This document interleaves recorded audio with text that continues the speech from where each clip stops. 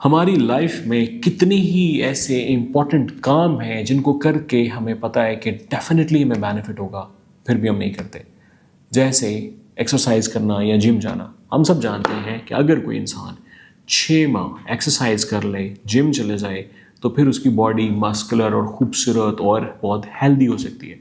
इतने बड़े बेनिफिट्स को जानते हुए भी हम ये काम शुरू नहीं करते। उसकी वजह क्या है? उसकी वजह यह है कि हमें लगता है कि बहुत लंबा काम है, 6 महीने बहुत लंबा अरसा है और रोज़ 1 घंटा उसको देना ये एक बोरिंग और मुश्किल काम है। इसी वजह से हम कभी ये शुरू नहीं कर पाते, ये जानते हुए भी कि हमारे लिए बहुत बेनिफिशियल है। ऐसा ही हाल आयल्स का है। हमें पता है आयल्स में अच्छा स्कोर लेने से आप में से बहुत सारे लोगों को कनाडा या ऑस्ट्रेलिया की परमानेंट रेजिडेंस मिल सकती है, आपको फॉरेन यूनिवर्सिटीज़ में एडमिशन मिल सकता है। हज़ारों स्कॉलरशिप्स हैं जो आपको यूरोप और अमेरिका में मिल सकती हैं, न्यूजीलैंड में और ऑस्ट्रेलिया में मिल सकती हैं। लेकिन हम ये क्यों नहीं करते? हालांकि हमें चाहते भी हैं कि हम ये करें, इसलिए नहीं करते कि लोग समझते हैं कि आइल्स भी एक बहुत लंबा काम है, बहुत बोरिंग और बहुत ही डिमांडिंग काम है, या उनकी इंग्लिश लैंग्वेज इतनी ख़राब है कि उनको इस तरफ सोचना भी नहीं चाहिए। हम जिम में बॉडी को ट्रेन या स्ट्रॉन्ग बनाने को तो शॉर्टन नहीं कर सकते, उसके लिए तो आपको 3 माह और 6 माह ही चाहिए। लेकिन अगर मैं आपको ये बताऊं कि जस्ट 17 दिनों में मैं आपको आइल्स में ऐसा ट्रेन कर सकता हूं कि आप अपना डिज़ायर्ड बैंड स्कोर ले आए, फिर तो आपको आइल्स शुरू कर लेना चाहिए। मैं आपको एक्सप्लेन करता हूँ। आइल्स में 4 डिफरेंट स्किल्स हैं, listening, reading, writing and speaking, और इन सब में टोटल 17 तरह के क्वेश्चंस आते हैं। मैं अपने कैंडिडेट्स को रोज़ सिर्फ एक टाइप का क्वेश्चन सिखाता हूँ और उनको ऐसी प्रैक्टिस देता हूँ जिसमें उन्होंने सिर्फ उसी तरह के क्वेश्चन को सॉल्व करना है बार बार। इससे क्या होता है, उस तरह के क्वेश्चन के ऊपर उनकी स्किल डेवलप हो जाती है। अगले दिन फिर हम दूसरी तरह के क्वेश्चन को सीखते हैं और उसको बहुत ज़्यादा प्रैक्टिस करते हैं। इस तरह से 17 दिनों में आप आइल्स के पूरे टेस्ट में हर तरह के क्वेश्चन को बहुत अच्छे से सॉल्व करने के काबिल हो जाते हैं। और अगर आप फर्दर प्रैक्टिस के लिए एक एक दिन ऐड कर लें, लाइक 17 की बजाय इसको हम 34 डेज कर लें, तो आप आइल्स में कोई भी बहुत अच्छा स्कोर अचीव कर सकते हैं।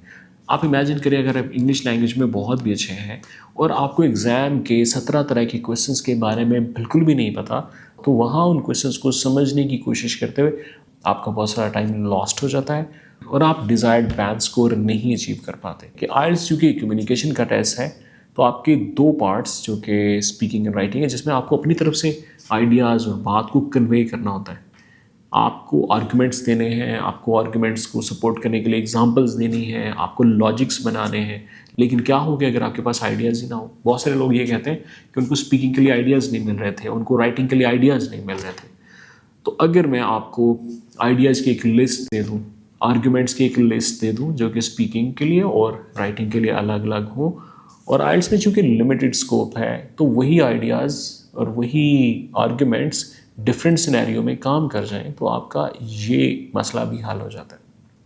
तीसरी चीज़, अगर आपको ग्रामर और वोकैबुलरी में भी इशू है, उसके भी शॉर्टकट्स हैं। जैसे आइल्स में स्पीकिंग 12 से 14 मिनट का टोटल टेस्ट है। इसमें अगर आप 6 अनयूजुअल वर्ड्स बोल दें जो कि कॉमनली नहीं बोले जाते, सिर्फ मुश्किल इंग्लिश में आते हैं, तो जस्ट 6 वर्ड्स बोल दें तो सुनने वाले को लगेगा आपको शायद सारी मुश्किल इंग्लिश आती है।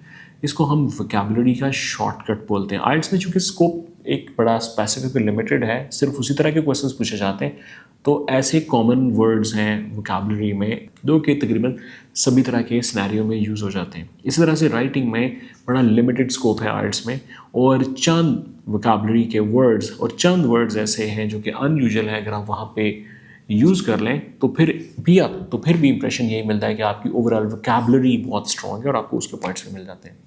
ग्रामर की जहाँ तक बात रही, इंग्लिश की पूरी ग्रामर आइल्स में यूज़ नहीं हो सकती। अगेन इनका स्कोप बड़ा लिमिटेड है राइटिंग एंड स्पीकिंग का, और ग्रामर के कुछ शॉर्टकट्स हैं जिनको अगर आप यूज़ कर लें वहाँ पे, तो आपको ग्रामर के पॉइंट्स भी मिल जाते हैं। सो आपकी अवेलेबल इंग्लिश में हम शॉर्टकट्स यूज़ करते हैं वोकैबुलरी और ग्रामर के। हम फॉर्मेट अंडरस्टैंडिंग इम्प्रूव करते हैं कैंडिडेट की, ताकि हर तरह के क्वेश्चन को वो अच्छे से सॉल्व करने के काबिल हो जाए। और कुछ आर्गुमेंट्स की मैं लिस्ट आपको देता हूँ ताकि आप कोई भी आइडिया उसके ऊपर बात डेवलप कर सकें। सो मिनिमम 17 और ज़्यादा से ज़्यादा 34 दिन में आप अपने आइल्स को टारगेट को अचीव कर सकते हैं। अब चूँकि आपको पता चल गया कि आप आइल्स में बहुत अच्छा स्कोर लेके आ सकते हैं, तो अभी कुछ लोग ये कहेंगे ठीक है फिर हम इसको नेक्स्ट मंथ स्टार्ट करते हैं या नेक्स्ट किसी पर्टिकुलर डे को स्टार्ट करते हैं। आई थिंक आपको आज से स्टार्ट करना चाहिए अगर आप कन्विंस्ड हैं, क्योंकि आइल्स आपकी लाइफ में जितना बड़ा चेंज लेके आ सकता है, जितना बड़ा बेनिफिट आपको दे सकता है, आपको उसे डिले नहीं करना चाहिए। अपने ड्रीम्स को हासिल करने के लिए आपको आइल्स आज ही से स्टार्ट करना चाहिए।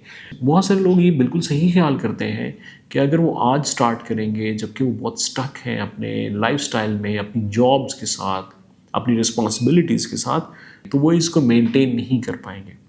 अपने सभी स्टूडेंट्स की इस प्रॉब्लम को समझते हुए मैंने अपने स्टूडेंट्स के लिए जस्ट 15 मिनट्स की प्रैक्टिसेस डिज़ाइन की।